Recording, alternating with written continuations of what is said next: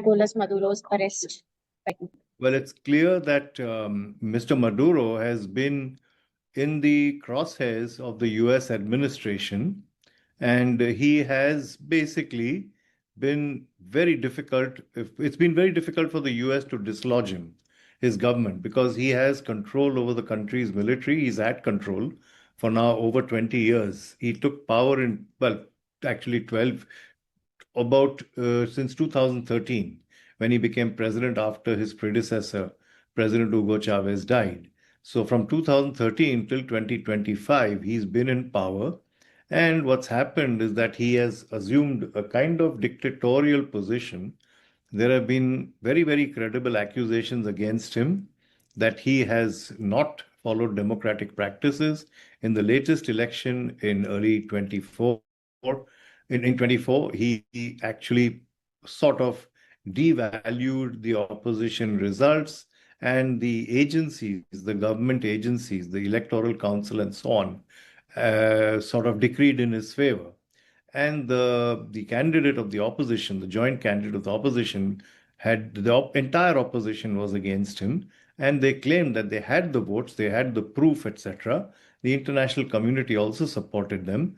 But the candidate of the opposition, who claimed that he was a legitimate winner, in fact had to seek asylum and go abroad because they threatened him with imprisonment and all kinds of things. So he's been seen as a dictator, really. But he's held on in power, and the US for several years has also sanctioned him. They've prevented him from selling oil, they've prevented him from doing business, etc. And now, recently, a year or two ago, actually a year ago, when Donald Trump assumed office, he declared him a narco-terrorist. He said that Nicolas Maduro has been responsible for narcotic smuggling into the US, something the previous organization also had said. But Mr. Trump has taken this much further, as we have seen today. He's actually got his military, his Air Force, to bomb the Caracas, the main city. And now the latest news that has come out about an hour or two ago is that Mr. Maduro and his wife have been taken captive by the US, apparently. How do you see the action of evicting a president of a sovereign country through military operation? Well, it's absolutely illegal. There's no question. And the US has done this before. The US has assumed powers, exceptional powers on many occasions, particularly in Latin America. Let's not forget that in 2003, there was an illegal invasion of Iraq. They have had operations to do regime change and so on. Much more recently, there was the attack, the bombing of Iran, which was completely without any cause. And there was no question of that. The US has been acting singularly and illegally on many occasions, but it has the power. And also what the US has managed to do worldwide is either coerce other governments that are powerful enough to challenge them, or to offer them some kind of a situation or a deal whereby those governments will not interfere with actions that the US is taking. I have no doubt that even if the Security Council, or when it does meet, discuss the Venezuela situation, there will be no action that can be taken legitimately, because the US, first of all, has a veto in the UN Security Council. And secondly, what it will do is it will coerce governments to keeping silent. There are several leaders who have come out, the Russian leaders, the Russian Foreign Ministry, the presidents of Chile and Colombia in South America itself have condemned the action, but there's little the world can do, because the US has preponderant military power and is using it unilaterally. And this is completely illegal. But unfortunately, they've been getting away with illegal actions for now close to a century, and there's not much that the world can do about it. How do you see the impact of the situation, especially on the oil sector, global oil markets? Well, on the oil markets, the fact of the matter is that Venezuela has the largest reserves of oil in the world, even more than Saudi Arabia. It's not a very good quality of oil, but it's there. And in fact, even Indian refineries have been importing Venezuelan oil. But after the sanctions were imposed, the problem with the sanctions that were imposed by the US is the US says, fine, we cannot physically stop you from importing Venezuelan oil, but the company that imports Venezuelan oil, we will not allow you to pay for them in dollars. And if you do find some other currency to pay them in, then we will sanction your company, etc. So our companies have been too scared to import Venezuelan oil because they have interests in the US also, and they want to transact business in dollars. So because of that, a lot of countries, most countries have not been buying Venezuelan oil apart from China, Iran, a couple of others. But therefore, the Venezuelan production has fallen to close to 1 million barrels. And after that, more recently, it has fallen even more after the US started seizing Venezuelan tankers which carried oil and so on the ridiculous excuse that these were sanctioned and these were, helping smuggling and things like that, absurd excuses like that, but just to put pressure on Venezuela. So the Venezuelan, in fact, production has fallen, and it is so low already that it will have a marginal impact on the oil markets, if anything. And if there's a regime change and a regime that is more amenable to the US comes in, then you may even see the US permitting sales and lifting sanctions, in which case production might even increase. The Indian interest in Venezuela. How do you see the overall situation in context of Indian interests? And Indian companies do operate in Venezuela. Do you think energy ties would be impacted? There's not much going on between India and Venezuela, I'm afraid.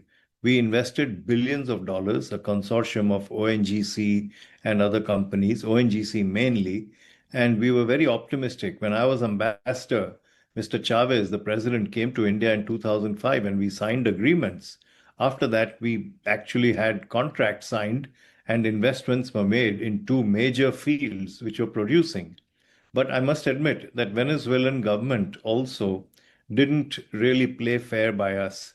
And as of last year, I mean, to 2025, I understand that the oil that was being exploited by the fields in which ONGC had invested was not being compensated to ONGC. Because you see, what they said is that we'll keep the oil and we will sell it and we will pay you the funds. But the Venezuelan government apparently owes about $500 million still to ONGC, which they were not paying on excuses, saying that, oh, we are under sanctions and so on and so forth. So the Venezuelan government has not been playing fair with us. And as a result, ONGC refused to invest any more money in Venezuela till their payments were done. There are very few companies currently in Venezuela doing any business. The trade has come down to very, very little. At one time, about 10, 12 years ago, Venezuela was our biggest import market. We imported something like 10, $11 billion worth of oil. But now it's come down to zero. So as a result, Venezuela, in terms of our trade, matters almost nothing. But still, it is an important country. It's an important source of crude oil. We have investments there. We have stakes in that country, and we have an interest. Yes, sir. And so there is also an Indian community in Venezuela. Can you tell us more about them? What do majority of them do? There's a very small Indian community. Some of them have been there for a long time, but increasingly much fewer. There were some people who were in the technical business, information technology, some people in the oil business and so on. But I was there about 20 years ago, you must remember. I'm not sure what is the number over there now, but I would be surprised if there were more than a few hundred at most over there. And I don't know what sort of professions they would be following, but I don't think they would be doing much that is of, a very high value, let's be honest. Yes, last question by myself. The India and Venezuela also have cooperation in other areas like health, technology, and agriculture. Do you think ties will come under impact? The overall ties will come under impact? No, you see, the thing is, Venezuela has resources. Apart from oil, it has mineral resources. It has considerable gold resources and other minerals also. It has agricultural potential, but its agricultural potential has not been exploited to the extent it should. So it has not been a very major agricultural exporter. But yes, minerals, there is potential. The problem with Venezuela clearly is that it has been a question of misgovernance. You see, it has not been governed properly. Even President Hugo Chavez, he was very strong and he created a sort of revolution. He challenged the US and he managed to keep challenging the US. He established alliances with Russia, China, and so on. And he was also relying on his oil wealth, and he managed while he was alive. After his death, unfortunately, Nicolas Maduro has had to rely on the military to stay in power. And in terms of governance, Nicolas Maduro has been largely a failure. He has just co-opted the agencies, etc., as a result of which productivity in Venezuela has been very low. Whether it's agriculture, whether it's mineral wealth, etc., they have not been able to develop their economy.